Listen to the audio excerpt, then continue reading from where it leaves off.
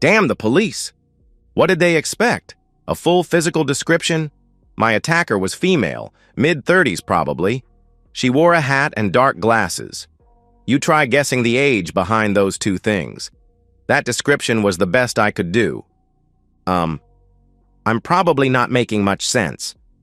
I'll begin at the start, and maybe that will make more sense. I sure hope by writing it all down it will make more sense to me. The shock of being assaulted for no reason in public was so far removed from anything that had ever happened to me that I just couldn't process it. Just a few short hours ago, I'd been on top of the world. I had a life I loved, including a beautiful house, comfortable bank accounts, and a husband who worshipped the ground I walked on. None of those were the reason I was glowing with happiness as I stepped out of the office at the end of the Monday workday. That was for a less public reason. Said husband was away on business for the week, and I had a date with my lover, John, just as soon as I could get home and get ready. John was a relatively recent acquisition and took me to places in bed that no man had ever done before. That's why I was walking with a skip to my step and a smile on my face as I headed toward my car in the office lot. I'd just reached it when I felt a hand on my shoulder. I turned to see who it was, hoping like hell it was John, and saw a fist coming straight at my face. I barely had time to glimpse an angry female face behind the fist before pain exploded from my mouth. Instinctively, I think, I dropped to the ground and rolled into the fetal position, allowing the woman, who never uttered a word, to kick my back. She must have tired of this at some stage because the next thing I knew, she was gone. Afraid she might return, I called the emergency number. An ambulance carted me to the hospital, where I caught a break. Being before the nightly rush, I was seen straight away. Apart from a split lip and some bruising, I was pronounced fine. With a vague warning to watch for the symptoms of delayed concussion and advice to ice pack my bruises, I was sent home.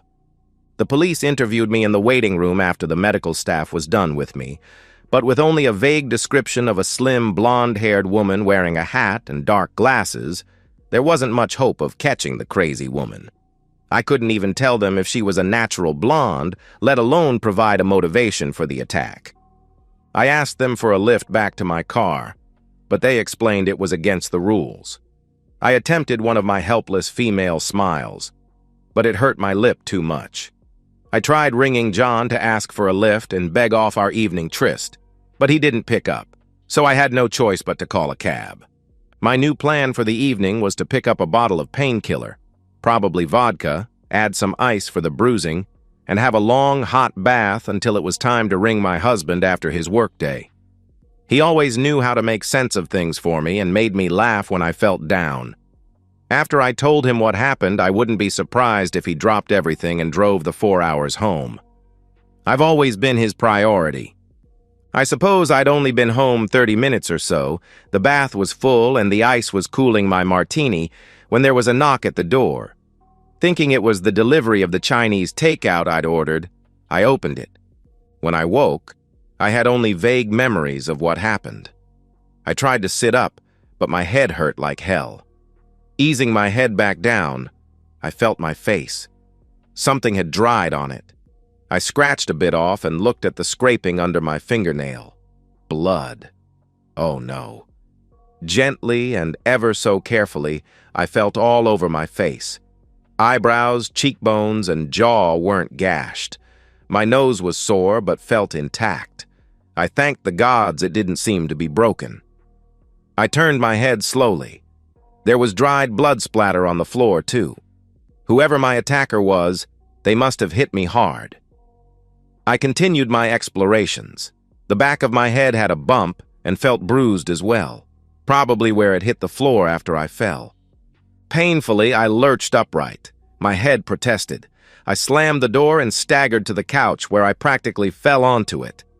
I think I hallucinated for a while, and my brain conjured up images that flitted across my mind, halfway between memories and movie-like frames. Definitely female, squat, with long black hair and almost bushy eyebrows. The rest of the face was obscured by a scarf. That's all I saw except for some sort of wooden handle or bat coming straight between my eyes.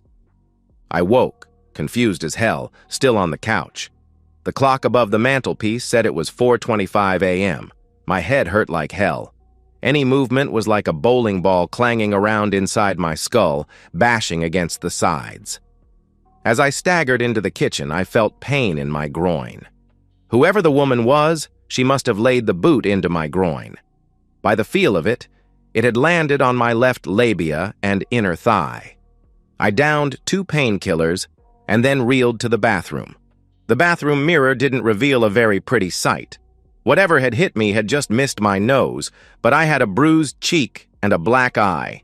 Who the hell was that woman? And the other one this afternoon, sorry, yesterday?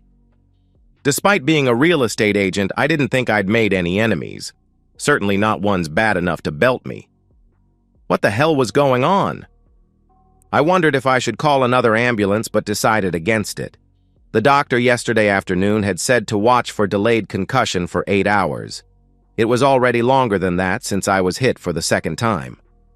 I also debated calling the police, but again decided against it. Our front door wasn't visible from off the property, and I had even less to give them than last time. Still, one woman randomly attacking me was one thing, 2 were just bizarre. I decided, despite the late hour, to ring Dave. He'd know what to do. Oh, hell. Dave. What would he have thought when he tried to ring me last night, as he always did, and I didn't answer? He would have tried my cell and the house phone and then wondered where I was. I hope that didn't get him thinking that I was sneaking away from the house when he wasn't here. I'd always been incredibly discreet about my affairs. Wouldn't it be ironic if I was given away by a false clue? Picking up my cell, I checked to see how many missed calls I had from my husband. Odd, there were none. Picking up the home phone, I dialed the number for recent activity. The last unanswered call was from 3 days ago. What the... I couldn't remember the last time Dave hadn't spoken to me when he was away. In fact, it was part of my security arrangement that I normally rang him on his hotel phone, citing the alleged dangers of too much cell phone use, before going to meet my lover at a motel or, on very rare occasions, inviting him around here. That reminded me I'd rung John from my cell the previous afternoon and hadn't yet deleted the record. I wasn't stupid enough to have his number stored on my phone, and with no trail, there was no evidence. There were some photographs on it that should never see the light of day, but my phone was the only place they were stored and they were hidden on it. I'd also taken the precaution that it wasn't locked with a regular password or one of those pattern things, just my fingerprint and an enormous, secure password. Dave thinks it's a work requirement to not share my password. On the rare occasion he needed to use my phone, I unlocked it for him and never let either of them out of my sight. I figured it was safer to store them on my phone, which I could protect, than on any other form of media that could be discovered. I deleted the call I'd made to John, left a message on his message bank, and noted that he hadn't returned my earlier call either. It was weird Dave hadn't rung. Despite the early hour, I rang him. I really needed to hear his comforting voice. It went straight to message bank, which was strange. Maybe he'd mislaid his charger, and his battery had gone flat or something. It wouldn't be the first time. By this time, it was after 5, and I had a 9 a.m. showing. There was no way I could turn up looking like I did, so I laid out more makeup than usual to cover it up. I had quite an array, after all. I should probably explain that. You see, all through high school, I'd been the plain one. You've all met her, the one that watched from the sidelines as all the boys she considered worth pursuing ignored her to chase the sporty, popular early developer girls. I'd prided myself on not being like some of the other plain ones, though. They'd put out to all and sundry in the mistaken belief that sexual popularity meant they'd made it. Thus, I was a virgin when I left school at 16. My parents weren't that ambitious for me, and gladly supported me in doing a series of night courses for this or that administrative qualification while I worked as a waitress in my free time. I actually lost my virginity to what I recognized too late as a clever I realized that when, after a quick, uncomfortable, what could only be called intimacy in his hotel room the next morning. He asked me to leave. I chalked that up to experience and thought the episode made me an expert at picking pros. It didn't. My next two liaisons ended similarly disastrously. The one after those was with a guy with less experience than me. I dumped him after the first night. That's the way I drifted through my life until I was 20. That's when Dave bumped into my life again. Dave had been a year ahead of me in school and, from the outside, was the male equivalent of me. He was tall and lean, but nothing else about him caught the eye. We got chatting at the restaurant I worked at, where he'd bought some clients for lunch. I knew enough after the first encounter to know he was a man with a clear career plan and the determination to get there. I accepted an invitation for a date, and the rest, as they say, is history. I slept with him about 2 weeks into our relationship, and it was obvious we were both so inexperienced that it was uncomfortable. However, we were both willing to learn and used each other to do exactly that. If I had to describe my life for the 12 months before my 21st birthday, I would have said contented. I had a guy who was obviously going places and who clearly loved me to death. We were never invited to the high-end social scene, but neither of us thought that was important. We'd moved into an apartment together, and I was doing a realtor's course, paid for by Dave when my pivotal coming-of-age birthday arrived. Dave was celebrating his first big bonus check by spending a chunk of it on me. There was my own car, a voucher for 2 days with my own personal beauty consultant, and a larger diamond engagement ring than I'd ever expected to be wearing. I said yes at the right time, drove the car, and held off on the voucher. Oh, how I wish I'd just torn the damn thing up. That way I might have a husband whose phone wasn't turned off and an unbruised face. Dave reminded me of the voucher several times, but I threw myself into organizing a simple wedding, neither of us having a huge friend list. In the end, I decided to use it as a little pampering reward for myself to relax before the big day. That's when I found out what the voucher was actually for. It took me 2 days with Caroline. She was a 30-something, elegant-looking woman with, I don't know what qualifications, but who had an amazing eye for how to showcase womanhood. The first port of call for us was a hairstylist, where I was pushed into a major remodel, and have to say, I was nervous about the result. The rest of that first day was spent shopping. Caroline walked me right past my usual favorite clothes shops to the classier end of town. Suffice it to say that by early afternoon, Caroline was using my phone to get Dave to perform some CPR on my credit card. At the end of the day, I looked in the mirror at my new hairdo and clothes and almost called Caroline to tell her not to bother the next day. The hair and clothes were for someone who was beautiful. Oh, why didn't I? The following day, we were at the salon by 8 a.m. I was pampered with a pedicure and manicure, facial and scalp massage. Then I was introduced to Colin. Colin was flamboyant and energetic, with a larger-than-life personality, and if you believed him, had once been the cosmetic attendant to some pretty big-name stars. He and Caroline used my face as a canvas to paint, sculpt, trim, and highlight for the next 2 hours, including several erasures. I wasn't allowed to see myself in a mirror until the two of them declared me perfect. When I stood and saw my reflection, I took an involuntary step backward. That's when Caroline's true genius was revealed. The clothes and hairdo that had looked out of place the previous day now framed a face that, I have to admit, was beautiful. I couldn't believe it. The change was stunning. Caroline forced me away from admiring my own reflection for a 2-hour cram session with Colin on how he'd revealed the natural masterpiece that was me. I thanked him and Caroline profusely for the life-altering experience. If I'd known how it was really going to affect me, I may have committed murder right there and then. Dave took an amusing double-take when I got home, but quickly recovered, telling me that the whole process had simply revealed the me he'd seen right from the start. That night was the wildest night we'd ever had in bed, and 3 days later, we were married.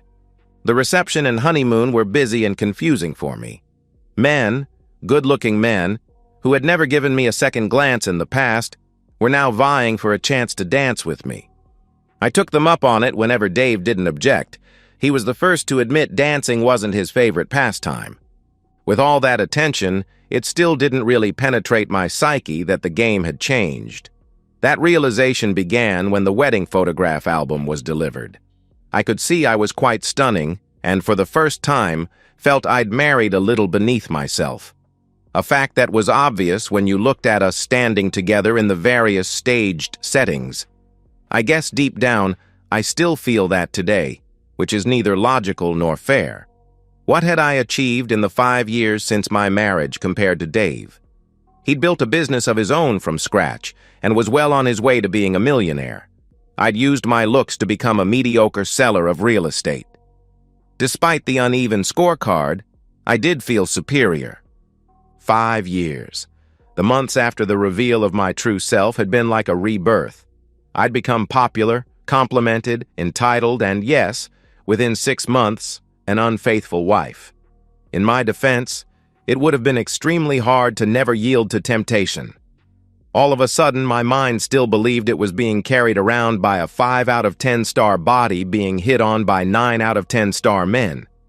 It took me waking up with the third such man to realize that they were just better-looking versions of the guy who had taken my virginity. From that time on, I was well and truly in the driver's seat when it came to choosing my lovers. So, in the bruised face here and now, I prepared to apply a good layer of concealer and foundation, feeling sorry for myself. I tried Dave's phone every 15 minutes or so with no luck at all. It took an hour and a half of layering until I had everything hidden to my satisfaction. I had no luck at all in either raising my husband or explaining the bizarre behavior of the two women. I made myself a coffee and drank it feeling lonelier than I had for years. I'd never made female friends easily, and with Dave not responding, I was isolated at my darkest hour.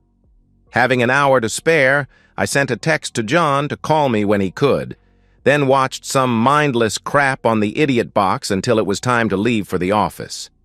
Carrying my laptop bag and the flashy briefcase Dave had bought me last year out to my car in the detached garage, I put them on the back seat. Slamming that door, I turned toward the driver's door. I don't know where she came from. All I know is that she was standing full in front of me when I turned from the back door of my car. I can only assume she must have been hiding along the side of the garage wall outside or somewhere else when I first came in. Again, it all happened so quickly that it was hard to remember after it was all over. I recall falling to the ground and feeling a foot stomping on my arms and hands, which I'd instinctively raised to protect my face. The blows eventually stopped and I made a dash for the front door again. The ferocity of the attack was quite shocking, and my face stung. I rested for the briefest of moments against the locked door before stumbling to the downstairs bathroom. The mirror revealed 3 long scratches down my left cheek and 2 down the right, obviously caused by raking fingernails. My right hand and forearm were sore, but thankfully, nothing was broken. I rang the police again, then Dave and John while I waited for the cops to arrive. Neither answered. I felt so alone. Just after 9, the office rang to ask why I'd stood up to the client and were only slightly mollified when I told them I'd been attacked. Working for a realty company, they obviously assumed I was either lying or exaggerating the extent of my facial damage. As I suspected, the police weren't much use. In fact, I got the distinct impression that with murder and 2 armed robberies just yesterday, I was wasting their time with vague descriptions of a woman of average height with either red or auburn hair, which could be natural or dyed. Hard to tell when most of it was hidden under a baseball cap. They interviewed a couple of neighbors for appearance's sake, then left after asking me if I needed an ambulance. No, I didn't need a damn ambulance. I needed my husband to answer his phone so I could get comfort from his sweet voice for my utter confusion. I closed the door on the cops and walked into the lounge and yelled at the photo of Dave and me resting on the mantelpiece ledge. "You will take your phone charger next time, David, even if I have to pack the thing for you myself." Being attacked by 1 random woman wasn't that unusual. 2 was statistically improbable, but 3 was nigh on impossible. So it was time I thought really hard as to possible reasons why I'd made so many enemies. I couldn't. This time there was no amount of makeup that could hide the scratches.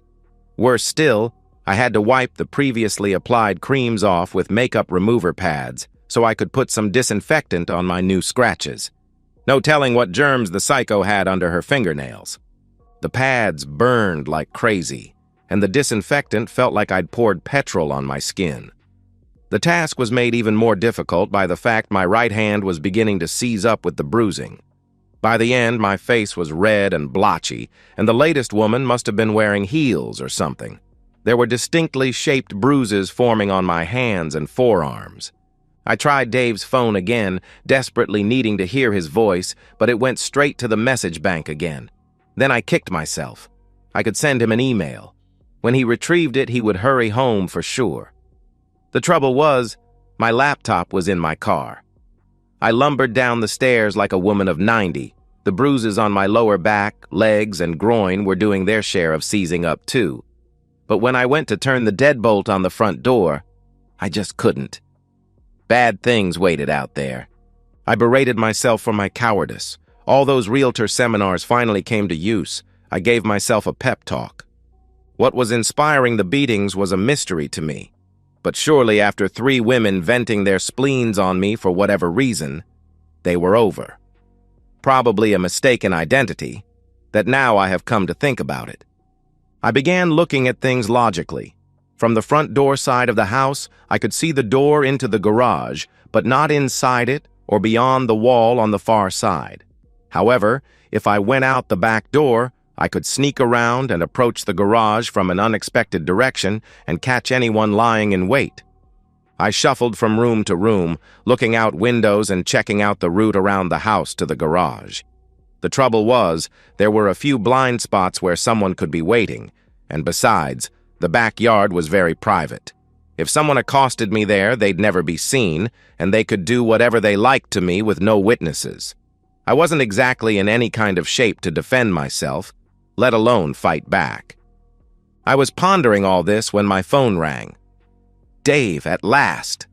I dashed for it, ignoring the protest from my bruised and battered limbs. I was disappointed. It wasn't Dave. It was my office. They'd managed to placate the client I'd stood up and organized for me to meet them at the property in 30 minutes. My excuses for being injured fell on deaf ears. They were running lean in these depressed times, and if I couldn't handle it, they let me know in no uncertain terms they could find a replacement who could. Bastards. That still left me with the problem of how to get to my car safely. A light bulb went off in my aching head. I'd call a cab. I did so, giving very specific instructions on parking in the middle of the driveway where I could see them from the house. There could still be someone hiding behind the garage or the hedge on the property boundary, but surely with the taxi driver as a witness, I would be safe. While waiting for the cab, I did what I could for my face, which wasn't a lot. The honking of the cab horn 10 minutes later spurred me to do a final visual check outside, then an awkward sprint to the safety of the cab. I didn't really relax until we were a block away from the house. The driver was female, which put me on edge, but after asking for my destination, she lost interest in me. 15 minutes later, as we were approaching the destination property, I realized I'd stuffed up. The keys to the property were inside my briefcase, back home in the back seat of my car, which was still in the garage. If I told the cab to return, I'd be at least 25 minutes late for my appointment, and the client may well be violently resentful of being stood up a second time and demand my head from the agency. I decided to keep the appointment and muddle my way through it. I could show the client the outside and claim some bureaucratic bungle with the keys. I'd almost certainly miss out on the sale, but hopefully wouldn't be fired. I tried Dave's number once more before we pulled into the driveway of the house. In the end, I had to wait half an hour for the bloody client. She, too, arrived by cab. She was a tall, dark-haired woman in her 30s, quite good-looking unless her eyes, which were hidden behind sunglasses, let her down. She was carrying one of those huge handbags that seemed to be this season's fashion staple. When she saw me, she looked down at a piece of paper in her right hand before stuffing it into her bag while walking toward me. She seemed to swallow my excuse about the key fiasco, but looked annoyed as I explained the best I could offer was a trip around the outside, peering in the windows. Luckily, I knew everything about the property by heart, so I didn't have to refer to any notes, which were also in the briefcase. I had it in the back of my mind that if it didn't sell quickly, the owners might drop the price so that Dave and I could buy it. It was a lovely, leafy neighborhood populated by young urban professionals. Dave and I would fit right in. We reached the backyard, where I pointed out the roomy artist's studio, set apart from the main house. After I finished listing off its features, I walked to the window of what I knew to be the master bedroom, peering in through a gap in the curtains to see how good the view was. I heard an incongruous sound behind me. In hindsight, I would describe it as a snicking sound. Swinging around, I saw the client was holding one of those telescopic baton things you see advertised in women's magazines for personal defense. The client's face had morphed from pretty to screwed-up hatred. I think she hissed before she swung the baton at me with all her might, aimed right at my head. It hurt agonizingly as it hit my hastily raised forearms, and I actually heard a bone snap, and I think so did the enraged woman. The anger seemed to evaporate from her, and she just stood and watched as I screamed when I lowered my arm and the pain truly hit. She must have had some residual anger, though, as she lashed out at the side of my head. I absorbed most of the blow on my uninjured arm, but it still knocked me to the ground. The wild woman must have left, because when I came out of my daze, still on the ground, she was gone, and I was all alone. She might have been gone, but the thing that must have fallen out of her handbag when she pulled the baton out was not. It was the piece of paper I'd seen her stuffing into her bag when she first arrived. It lay on the ground, face up. It was a photograph, about A5 size, I suppose. It was a familiar image, one of my favorites. One that I'd taken. One I was totally confused on how the hell this crazy woman attained a copy of. It was a selfie I'd taken about 3 months or so ago. My phone was in my outstretched hand when I took the shot. Despite everything, I was still impressed I'd had the wherewithal to press the button at the time, and the good framing of the shot was pure luck. I was on my knees and elbows at the time, with my back pointed to the ceiling. Looking past my face, obviously, in rapture, you could clearly make out John kneeling behind me with an animalistic expression on his face. It was the perfect photo, taken at the perfect moment, and had given me numerous excitement to it since. I still remembered the seedy motel room we'd paid cash for the day of the most spectacular time of my life. The picture that woman had used to identify me. Judging by her anger, was Mrs. John, I presumed. I'd never asked John about his wife, just as we'd never spoken about Dave. I'd just not considered it relevant enough to think about it before. Cradling my broken arm, I rolled to the sitting position. No internal debate on whether to call an ambulance this time. I did so. No police, though. That way led to the exposure of my affairs, which led to Dave finding out, which led somewhere dreadful. How the hell John's psycho, baton-wielding wife had gotten a hold of that photo was the question that occupied my mind while I staggered to meet the ambulance at the front of the property. I'd never shared that photo with any other person or any other device, not even John. Had my phone been hacked? It was the same triage nurse at the hospital, and she was going to call the police, but I talked her out of it, convincing her it was an accident. She looked at my arm and the scratches on my face and clearly didn't believe me but respected my wishes anyway, after I vigorously shook my head when she simply asked, "Husband?" They set my arm, didn't admit me, failed as much as me to alert Dave, and then bundled me into a taxi with some heavy-duty painkillers. The taxi driver was kind enough to accompany me right to my front door. He even waited while I opened it, went in, and deadbolted myself inside. Despite medical advice, I washed the painkillers down with a large, make that very large vodka, while all the while concocting a story to tell my husband. I'd left messages after 3 of the attacks on his message bank. He would be very confused and worried when he charged his phone and heard them. I tried ringing him again, failed, and then remembered my idea of sending him an email. My laptop was still in the car, and it was dark by now, so there was no way on earth that I was going to risk another attack to retrieve it. Then I remembered our old desktop computer. We'd used it before we both had laptops, and Dave, once in a blue moon, continued to use it when he wanted to see something on a larger screen. Even though mostly unused, it was still there in the study. I turned it on and then went to refill my vodka. When I got back, it had the little spinning hourglass on the screen and the word synchronizing below it. Synchronizing what? I answered a call of nature, which took a while. You try undoing a side zipper on a pair of trousers with one arm in a sling. By the time I returned to the study, the computer had finished synchronizing, and what it was synchronizing with was horribly revealed on the screen. Well, that explains that. Everything. Who those horrible women were and why they'd done what they did to me. That knowledge was almost comforting after the utter confusion of the events of the previous 24 hours. What the screensaver on our old house computer was showing, though, explained much more than that. It showed why, for the first time in forever, my husband hadn't rung me while he was away on a business trip, and why he wasn't answering his phone. Why he might never ring me again. How I'd been an arrogant woman and very probably destroyed the rest of my life. I just made it to the bathroom before I painfully puked. I touched the tender left side of my face, then felt the livid bruise and scratches on the right, before leaving the bathroom to turn off the monitor displaying the sick, devastating photos by the screensaver on the computer I hardly ever used. It was displaying the contents of my phone, more specifically, the photos on it. They were now flashing on the screen of the computer, changing every 10 seconds or so. Incongruously, photos of houses or specific interior features alternated with far more graphic ones.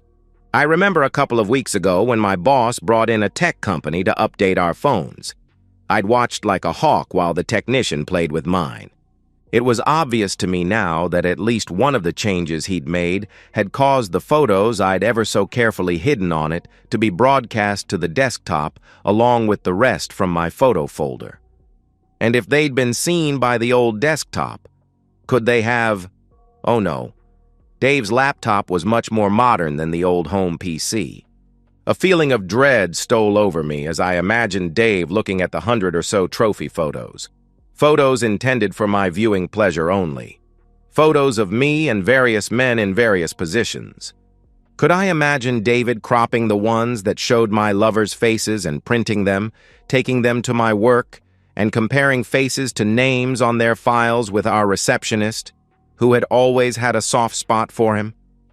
Unfortunately, yes, I could. Names led to addresses and wives. Wives who saw uncropped photos. Wives who, in my case, led to broken bones and bruises. After yet another unanswered call to my husband's phone, I trudged painfully upstairs and checked out his clothes closet. What I saw only darkened my depression. Then, braving the horrible photos on the old computer screensaver, I switched the monitor back on and logged into our online bank website. There, I saw some tiny numbers where there should have been big ones. I dropped my chin to my chest. The realization of what a spoilt, conniving, and entitled cheating woman I'd become hit me. The blow was as painful as all my physical injuries rolled into one. Not only my thinking that I deserved to treat myself to men who, visually at least, were in my league, but doing it in such a cavalier way. Being in commercial as well as domestic real estate, there was never any shortage of male clients to choose from. And I chose.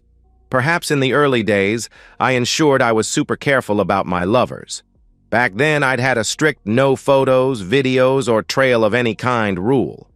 Oh, I did make a few mistakes along the way. I was almost outed by one guy who wanted to continue a relationship beyond the time it had run its course for me. That was when I decided to limit myself to married men who had as much to lose as me. But I became complacent and relaxed some of my rules when it became apparent that Dave trusted me implicitly. Mistake. Big mistake. Huge.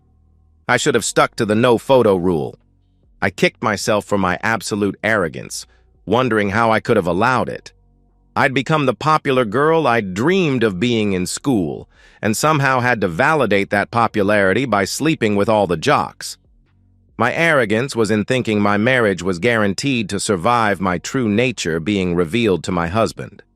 Now, I'm not stupid enough to have believed Dave couldn't ever discover my hobbies, but I'd long ago developed a plan for that eventuality, one that I was confident Dave would accept. After all, he would never get a replacement anywhere near my caliber and would surely eventually forgive me. My plan depended on him only knowing about one lover. I'd been weak this one time, I'd say. He was a master seducer, I'd sob. It will never happen again, I promise. Now come to bed and let me share all the things I've learned that I've been keeping to myself. Well, myself and my lovers. I'd even planned to offer him my supposedly back. I'd holler and scream like a born-again virgin, and he'd never know it was now a well-trodden path, an oft-used reward for especially deserving boyfriends. My mind was wandering. Maybe it was just an attempt at self-preservation on my part, delaying the inevitable conclusion that Dave wasn't going to forgive me. He hadn't discovered me in bed with one other guy, triggering my long-rehearsed reaction. How could I have anticipated that he would cyber-catch me with scores of my lovers at the same time? In the bruised face here and now, I screamed. And so, we've reached the end of today's story. Was it what you expected, or did it take a twist you didn't see coming? I'm curious to hear your thoughts. Share them in the comments below, and let's get a conversation going. If this story kept you hooked, make sure to hit that like button. And if you're new here or just haven't subscribed yet, now's the perfect time to join our community. I bring you fresh, captivating stories every day, so click that subscribe button and turn on notifications so you never miss out. Thanks for watching, and I'll see you in the next one.